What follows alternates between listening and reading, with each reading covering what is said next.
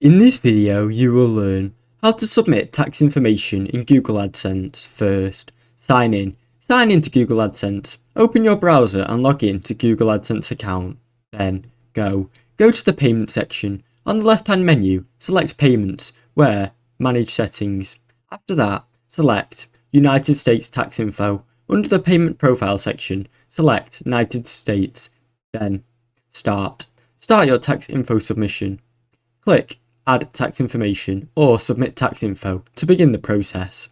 Choose the correct tax form. Select the appropriate tax form based on your status. A W-9 is for US individuals and entities. A W-8 BEN is for non-US individuals. And a W-8 BENE is for non-US businesses.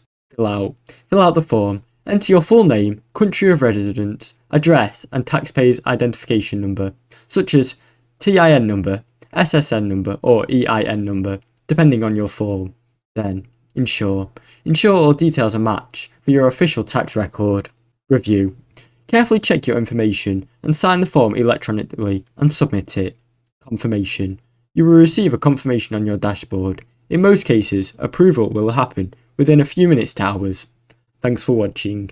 Don't forget to like and subscribe.